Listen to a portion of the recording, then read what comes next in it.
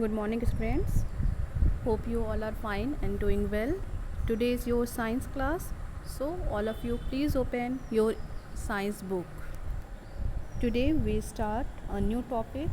It's unit number 2, non-conventional source of energy. Page number 16. Now let's start. Non-conventional source of energy means energy के ऐसे कौन से source है जो non conventional है यानी कि गैर पारंपरिक हैं. Energy is required to satisfy the different requirements of human beings. Energy is required for the preparation of clothes, for the construction of houses, buildings, roads, railway tracks, for the development of means of transport and communications. Energy is also essential for the development of human resources and to make them active and useful. As a result of development in the field of science and technology, a large number of industries have been developed. To run and operate the various machines in these industries, energy is required. Energy plays a major role in operating all the electric appliances. Means energy जो है वो हमको हर काम के लिए important है, जो किसी भी ह्यूमन बींग्स के इसेंशियल रिक्वायरमेंट्स के लिए ज़रूरी है. एनर्जी जो है उससे कपड़े बनाए जाते हैं, एनर्जी की हेल्प से हम हाउस बनाते हैं, बिल्डिंग्स बनाते हैं, रेलवे ट्रैक्स बनाते हैं और किसी भी तरह के मीन्स ऑफ ट्रांसपोर्ट को डेवलप करते हैं. इवन ये हमारे कम्युनिकेशन में भी हेल्प करती है. Energy is also essential for the development of human resources to make them active and useful. इससे हमारे जो ह्यूमन रिसोर्सेज हैं ये भी एक्टिव होते हैं. As a result of development in the field of science and technology, a large number of industries. जैसे जैसे साइंस और टेक्नोलॉजी की डेवलपमेंट हुआ है वैसे ही हमारे यहाँ भी बहुत सारी इंडस्ट्रीज़ डेवलप हुई हैं और उन इंडस्ट्रीज़ को रन करने के लिए, ऑपरेट करने के लिए भी हमको कई सारे अप्लाइंसेस या की ज़रूरत पड़ती है. और इन अप्लाइंसेस को चलाने के लिए किसकी ज़रूरत होगी? हमें एनर्जी की. तो energy plays a major role in operating all the electric appliances. All the living beings, food is the main source of energy for living beings. Animals depends on plants for their food directly or indirectly. Herbivorous animals get their food directly from plants and plant products. Carnivorous animals consume the flesh of herbivorous animals, so they depend on plants indirectly. Plants prepare their own food using solar energy. ये सब आपको पता है कि जितने भी living beings हैं उनके लिए एनर्जी बहुत ही इसेंशियल है. और फूड जो है यानी कि जो खाना है वो हमारी एनर्जी का सबसे मेन सोर्स है. एनिमल्स किस पे डिपेंड करते हैं? प्लांट्स पे, चाहे वो डायरेक्टली डिपेंड हो या इनडायरेक्टली. हार्बीवोरस यानी कि जो शाकाहारी एनिमल्स हैं वो अपने फूड और के लिए प्लांट्स और प्लांट्स प्रोडक्ट पे डिपेंड करते हैं. कार्बीवोरस एनिमल्स जो हैं वो हार्बीवोरस के फॉल्स पे डिपेंड करते हैं. और इसी तरह से लेकिन जो प्लांट्स हैं वो अपना फूड खुद बनाते हैं किसकी प्रेजेंस में? सनलाइट के प्रेजेंस में या सोलर एनर्जी के से वो अपना खाना खुद प्रिपेयर करते हैं. Now the next topic is source of energy. Source of energy की कई एनर्जी के हमारे सोर्स हैं जिसमें से सबसे इसेंशियल और मेन सोर्स क्या है? Sun. The sun is the ultimate source of energy on the earth. The sun is giving us energy for the thousands of millions years continuously. The energy of the sun is known as solar energy.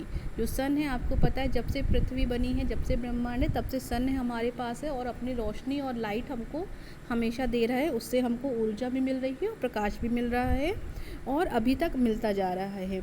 और इस energy को हम क्या कहते हैं? Solar energy कहते हैं. Next है फ्यूल यानी कि ईंधन. Any substance which provide energy on combustion is known as fuel. कोई भी ऐसी चीज़ जिसको हम जलाएं और उससे हमको रोशनी या एनर्जी मिलती है उसको हम क्या कहते हैं? ईंधन या फ्यूल कहते हैं. Fuel produce heat and light on combustion. जो ईंधन होता है यानी कि जो फ्यूल होते हैं इनको जलाने पर हमको लाइट और गर्मी दोनों चीज़ें मिलती हैं. Firewood, dung cakes, coal, kerosene, petrol, diesel, liquid petroleum gas, biogas and agricultural waste are useful fuels. कई सारे फ्यूल्स होते हैं जैसे कि फायरवुड, डंग केक्स यानी कि गाय के कंडे या गोबर से बने कंडे, कोल, कैरोसिन, पेट्रोल, डीजल, एलपीजी जो हम घर में यूज़ करते हैं, ये सब क्या हैं? बहुत इम्पॉर्टेंट और यूज़फुल फ्यूल्स हैं. Coal is a conventional source of energy. LPG is used for cooking food in the towns and cities. It is very convenient to use LPG and it takes less time to cooking. LPG is very safe and pollution free fuel. आप सब अपने घर में LPG use करते हैं जिसमें खाना बनाया जाता है. ये क्या है, कम टाइम में खाना बन जाता है हमारा, इससे पोल्यूशन भी नहीं होता है, तो हमारा टाइम और एनवायरनमेंट दोनों सेव होता है. Next is electricity.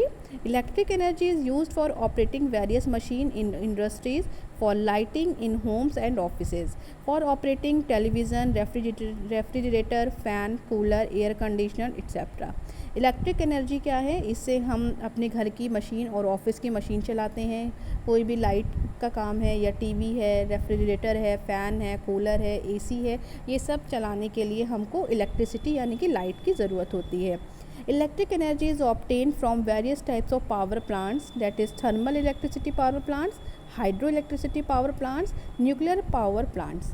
तो इलेक्ट्रिक एनर्जी होती है वो हमको कहाँ से मिलती है, उसके लिए हमको पावर प्लांट्स लगाने पड़ते हैं, और ये power plant thermal power plants हो सकते हैं, हाइड्रो इलेक्ट्रिक पावर प्लांट्स हो सकते हैं, और न्यूक्लियर पावर प्लांट्स हो सकते हैं. Electricity is consumed on a large extent in the engineering industry for operating various machines, for running electric engines of trains, in agricultural sector for running motors of tube wells, and in industrial based on information technology for operating various machine and computer, etc. Next is biogas. Chemical energy is stored in the excretory waste product of the animals. For example, urine, sewage, dung, etc. contain energy in the form of chemical energy. Dung cakes are formed by drying the dung of different animals. Energy is obtained in the form of heat on the combustion of dung cakes, but the harmful smoke also in the form of heat on the combustion of dung cakes, but the harmful smoke also evolves which increases the air pollution. आपको पता है biogas कहाँ से मिलेगी, ये chemical energy जो हमारी save होती है, जो एनिमल्स के वेस्ट प्रोडक्ट्स होते हैं इन पे, जैसे कि हमारा यूरिन है, सीवेज है, डंक है, इस तरह से हमको बायोगैस मिलती है. डंक केक यानी कि जो गाय के कंडे बनाए जाते हैं, इनसे भी हमको एनर्जी मिलती है, लेकिन इन एनर्जी से क्या होता है, पोल्यूशन बढ़ता है, और ये हमारी आँखों और हमारी हेल्थ के लिए भी हार्मफुल होता है. Next topic is renewable and non renewable source of energy. तो आइए देखते हैं क्या है renewable and non renewable source of energy. Renewable का मीनिंग न्यू मतलब नया, और री का मतलब दोबारा, यानी कि जिसको आप दोबारा जनरेट कर सकें वो रीन्यूएबल होगा, और नॉन रिन्यूएबल जिसको आप दोबारा नहीं बना सकते हैं वो non renewable source of energy होगा.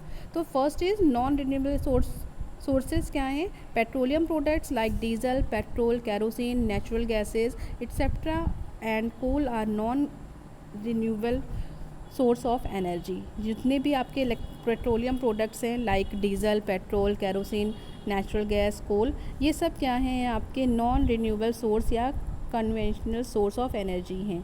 ये this source can not be obtained again if they exhaust completely once. अगर ये एक बार ख़त्म हो जाए तो इनको दोबारा नहीं बनाया जा सकता. जैसे आप अपनी गाड़ी में पेट्रोल डलवाते हैं, 1 लीटर पेट्रोल डला के अगर आप कहीं यहाँ से जा रहे हैं 5 किलोमीटर, तो आप चाहेंगे कि आपका पेट्रोल वापस आ जाए, तो आप उसको वापस नहीं कर सकते हैं. ठीक है, तो इसी तरह से ये एक बार आपने यूज़ कर लिया तो वो ख़त्म हो गया, वो दोबारा नहीं आप उसको ले सकते हैं. So these source can not be develop again, इसलिए हम इनको दोबारा नहीं बना सकते हैं. क्यों? क्योंकि ये जो हैं हमको मिलियंस ऑफ ईयर्स के स्लो प्रोसेस से मिल के बने हैं. Coal and petroleum are also known as fossil fuels. At present, about 80% of energy requirements of man is satisfied by petroleum products. As a result of population explosion, the demand of petroleum products is increasing rapidly. These sources of energy cannot be restored once they get exhausted. A very serious energy crisis may occur due to non-stop combustion of coal and petroleum. तो आपने देखा कि हमको इसीलिए कहा जाता है कि डीजल बचाइए, पेट्रोल बचाइए, गैस बचाइए। क्यों? क्योंकि अगर ये एक बार ख़त्म हो जाएंगे तो आप इनको दोबारा नहीं पा सकते हैं। और इनका बनाने का तरीका जो है वो मिलियंस ऑफ ईयर्स के नेचुरल प्रोसेस से ये बने हैं। इनको हम आजकल ये अपनी किसी भी फैक्ट्री में नहीं बना सकते हैं। इसके लिए प्राकृतिक रूप से मिलियंस ऑफ एनर्जी टाइम लगा है और उस टाइम पे नेचुरल प्रोसेस से ये सब बने हैं। नेक्स्ट है renewable sources like the sun, wind, water and biogas are non-conventional source of energy. These sources can be renewed. Wind energy is used to run windmills to produce electricity. Energy of water is used to produce electricity in hydroelectric plants. Biogas is used for cooking food, for lighting in houses and streets. यानी कि जो सन है, हवा है और पानी है, इनसे आपको क्या है, नॉन कन्वेंशनल यानी कि ऑप्शनल सोर्स ऑफ एनर्जी हैं। ये सोर्स आपके रिन्यूएबल हैं, आप इनसे नई एनर्जी बना सकते हैं। जैसे कि आप सन की हेल्प से सोलर एनर्जी फिर से बना सकते हैं, क्योंकि सन आपको रेगुलर मिल रहा है, उसकी लाइट से आप सोलर एनर्जी बना सकते हैं। वाइंड, हवा से आप हवा बना सकते हैं, पवन चक्की चला सकते हैं। पानी की हेल्प से आप हाइड्रो इलेक्ट्रिक प्लांट्स लगा सकते हैं और उससे बायोगैस भी आपको कुकिंग में हेल्प कर सकती है। Next is solar energy. देखिए यहाँ पे एक फिगर बना हुआ है, फिगर 2.2। इसमें सोलर एनर्जी यानी कि क्या फॉर्म है। The sun is the ultimate source of energy. The main devices which are use for the utilization of solar energy are as follows. तो सोलर एनर्जी के लिए आपका सन सबसे अल्टीमेट सोर्स है और इसके लिए कई सारी डिवाइसेस यूज़ हो रही हैं, जिसमें सोलर कुकर है आपका, सोलर सेल है, सोलर वाटर हीटर है। ये तीनों चीज़ों की हेल्प से आप सोलर एनर्जी को प्रोड्यूस कर सकते हैं। Next is wind energy. The kinetic energy produce due to boiling air is known as wind energy. Wind energy is use to rotate the blades of wind mill. Wind mill is use to run flour mills and water pumps. Wind energy यानी कि हवा में भी, हवा से जो आपको energy मिलती है उसको हम वाइंड एनर्जी कहते हैं। और इस एनर्जी की हेल्प से आप अपनी पवन चक्की चलाते हैं। ठीक है, नेक्स्ट पेज पे आपको देखिए फिगर बना हुआ है, इसको आप देख लीजिएगा। नेक्स्ट है hydro energy. The flowing water यानी कि जो बहते हुए पानी से हमको एनर्जी मिलती है, उसकी जो काइनेटिक एनर्जी होती है उसको हम हाइड्रो एनर्जी कहते हैं। Next is biogas, biomass energy. ये बायोमास एनर्जी आपको कहाँ से मिलेगी? जितने भी आपके एक्सक्रीटरी प्रोडक्ट्स हैं, किसी भी एनिमल्स के डंक यानी कि गोबर है, एग्रीकल्चर वेस्ट है, इनकी हेल्प से हम बायोगैस एनर्जी बनाते हैं। नेक्स्ट है न्यूक्लियर एनर्जी। न्यूक्लियर एनर्जी कहाँ से मिलेगी? The energy released in the fission of nucleus of the atom is known as the nuclear energy. किसी भी एटम के न्यूक्लियस से हमको जो एनर्जी मिलती है उसको हम न्यूक्लियस एनर्जी कहते हैं। नेक्स्ट है energy crisis and it's remedy.